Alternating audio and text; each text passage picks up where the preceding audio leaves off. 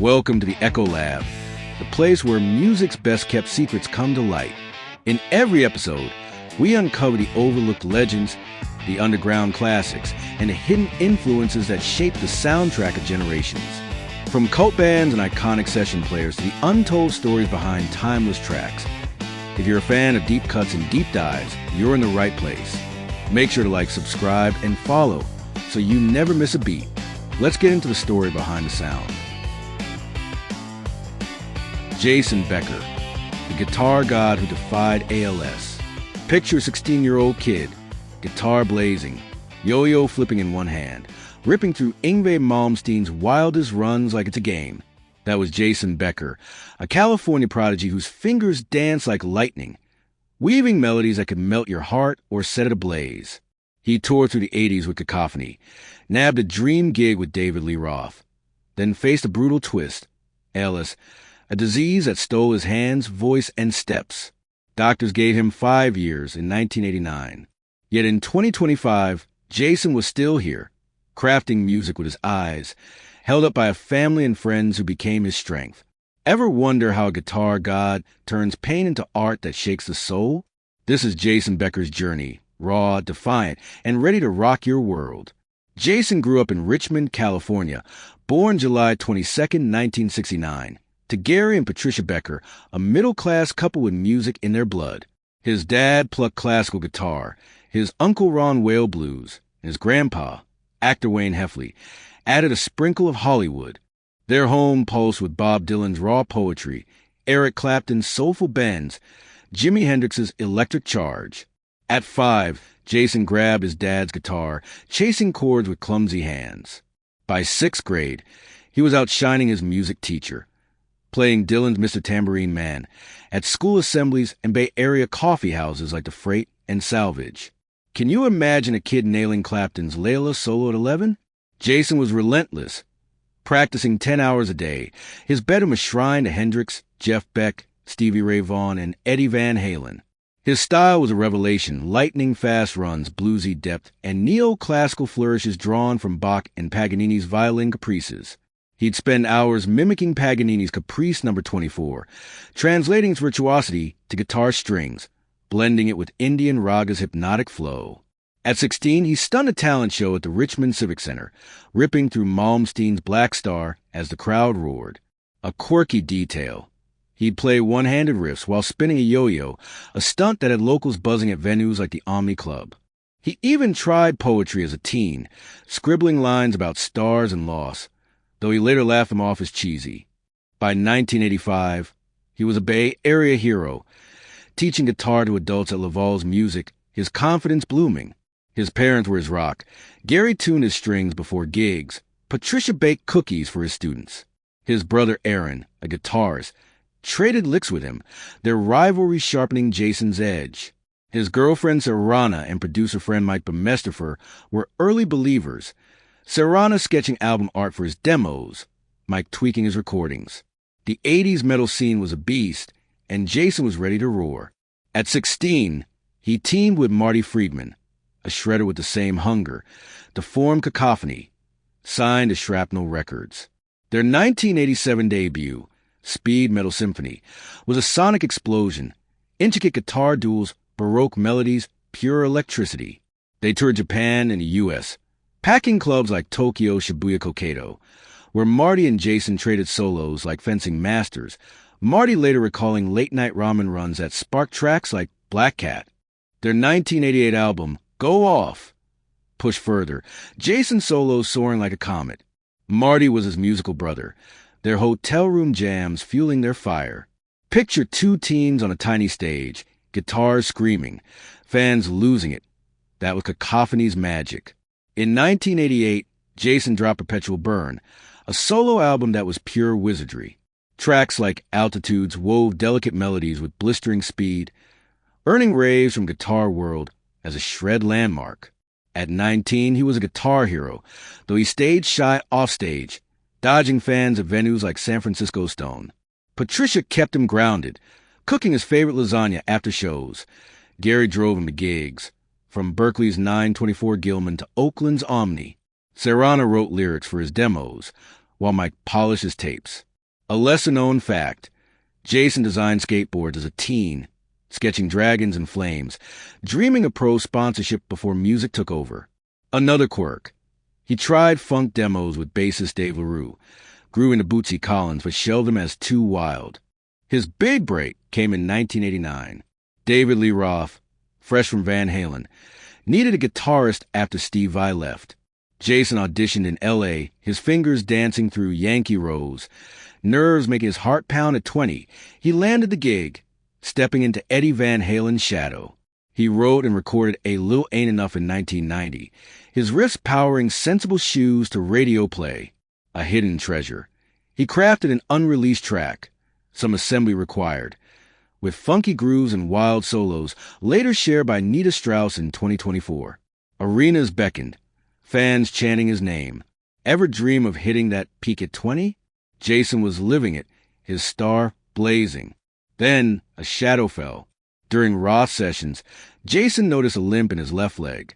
He tripped, laughed it off, but numbness spread his hands and arms. Patricia and Gary pushed him to see doctors. In 1989, the diagnosis hit: amyotrophic lateral sclerosis, ALS, a neurodegenerative disease that would destroy his muscles, his ability to play, walk, or talk. Doctor predicted 3 to 5 years. Jason was stunned but defiant. "I'll keep playing," he signaled to his mom, strumming with shaky fingers. He finished A Little Ain't Enough using lighter strings, his hands trembling. Touring was impossible. Joe Holmes stepped in, but Jason's spirit stayed fierce. ALS was a relentless thief. By 1991, he needed a cane. By 1993, his hands couldn't hold a pick. His parents watched their prodigy, who'd outplayed legends, lose his guitar. Gary, a painter with a gentle soul, sat up nights, haunted by memories of Jason's childhood strums. Patricia became his warrior, managing his care, feeding, dressing, turning him in bed. Serrana, still his girlfriend, blended organic meals for his feeding tube, inspired by Roth's sister, Lisa, a nutritionist. Jason's raw diet, kale, berries, almonds, was his rebellion, a belief it slowed ALS grip. Doctors doubted it, but his family swore it kept his body fighting. Aaron and his wife, Amy, hosted jam sessions at home, playing Jason's old tapes to spark his smile. A lesser-known ritual. Patricia played Hendrix's Voodoo Child late at night, Jason's eyes lighting up. Music was Jason's fight. In 1996, he released Perspective, an album started pre-ALS, weaving rock, classical, blues, and African rhythms. Friends like Steve Perry at Journey and Bobby McFerrin's voices added vocals, guided by Jason's vision. When his hands failed, he composed on a keyboard, pecking notes with trembling fingers. By 1996, he couldn't play or speak, his breathing faint. Gary built a revolutionary eye movement board, letters arranged for Jason's gaze to spell words. Imagine Gary decoding Jason's blink for hours, turning them into melodies. That system became his voice, letting him create when his body failed. His relationships were his lifeline. Patricia stayed up late, adjusting his ventilator, playing Paganini to inspire him. Gary deciphered his gaze, sometimes tearing up as he typed Jason's words. Serrana, now a close friend, curated playlists of Dylan and Bach to spark his creativity. Marty Friedman, his cacophony partner, played on tribute albums like Warmth in the Wilderness, raising funds for medical bills, sharing stories of their Japan tours over sake. Steve Vai, Joe Satriani, and Paul Gilbert joined, their solos a salute to Jason's fire. Fans rallied. Herman Lee of Dragon Force hosted 2021 live streams, with Vai and Tosin the Bayside shredding, raising thousands. He feels your love, Patricia told fans, Jason's eyes gleaming. His sister Lori and friend Mike Bemestifer were pillars, Mike coding custom software to capture Jason's compositions, spending nights tweaking algorithms. ALS brought crushing lows. In 1993, Jason nearly died. His weight dropping to 80 pounds, he described a vision, floating above his hospital bed, hearing a divine OM, feeling boundless love. That moment, plus acupuncture with Chinese herbs targeting nerve points, pulled him through. In 2017, a heart arrhythmia hit, his breath faltering, fear of a stroke looming. The next day, He recorded an album with his eyes, each note a defiance of death. Ever felt music pull you through darkness like that? Jason lived it. His was a force of nature. He feared fading into obscurity. Has been at 25.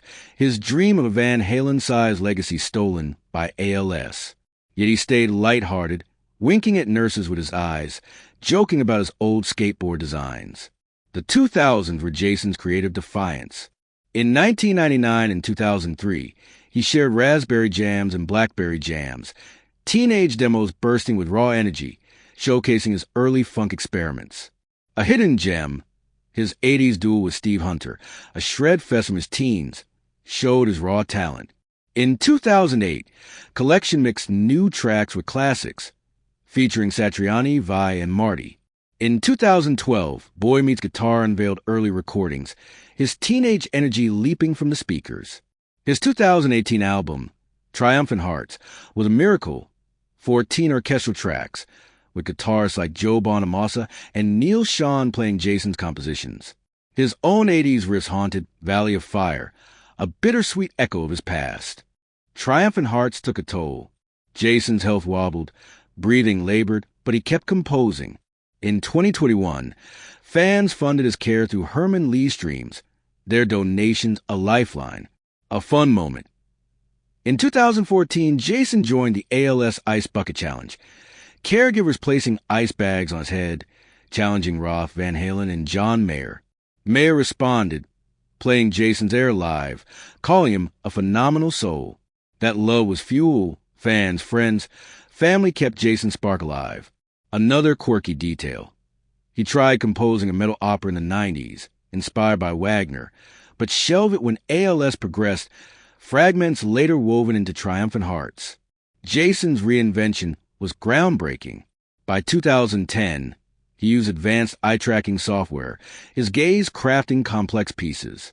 Mike Bemestifer and Dan Alvarez refined the tech, letting Jason blend rock, classical, and Indian sounds. In 2023, he released singles, teasing a new album, his eyes still painting music. He explored painting, guiding colors with his gaze, Gary holding the brush, creating abstract soul to fans. He mentored young shredders like Jason Richardson, who called Triumphant Hearts Tech Death Becker. His influence echoed in Obscura's covers, Sanjay Kumar's Instagram tributes, and kids mimicking his 8-finger taps. Ever tried tapping like Jason? It's like wrestling a storm. His survival was a marvel. By 2025, Jason had outlived the prognosis by 36 years. His organic diet, blended kale, quinoa, berries, kept his body resilient, defying medical skepticism. Acupuncture, targeting nerve points with Chinese herbs, eases pain. Spiritual practices, like hugs from Alma, the hugging saint, fed his soul. He described her embrace as pure light, a hidden passion. He wrote a 2019 book with his eyes, sharing ALS stories and spiritual insights, a testament to his mind's clarity. Gary's late-night decoding, Patricia's tireless care, Serrana's music curation were his foundation. They're my everything, Jason signaled, eyes bright. His legacy was colossal. His 7 studio albums and Cacophony's catalog-shaped shredders like Paul Gilbert and tech death players like Christian Muenzer. In 2025, his Spotify streams hit 200,000 monthly, with Altitudes and Valley of Fire fan anthems. Guitar World ranked him among the greatest. His neoclassical style a blueprint from metal's evolution. A quiet influence. His perpetual burn riffs inspired Tool's anima textures. Adam Jones a silent admirer. Triumphant Hearts proved music could transcend a broken body. Jason rewrote what it meant to create. His I-composed work showed art could outlast disease. Vi called him a beacon. Satriani said he was music's pulse. Fans funded his medical trust, their love a lifeline. He shared free music theory videos online, teaching kids to shred. His net worth, $1 million, came from albums and fundraisers. Humble for a legend, Jason Becker was a Richmond dreamer who became a guitar god, then a symbol of defiance. Fragile, fierce, unstoppable, he fought ALS with music and love. His riffs live in every player's dream, his spirit in every note, still soaring in 2025. Thanks for hanging out with the Echo Lab. Whether you're listening on your favorite podcast app or watching on YouTube, we appreciate you being here. If you enjoyed this episode, be sure to follow, subscribe, and drop a review or comment to let us know what you think. Got a band, topic, or a deep cut you want featured? Shoot us a message. Until next time, this is the Echo Lab, where we dive into the story behind the sound.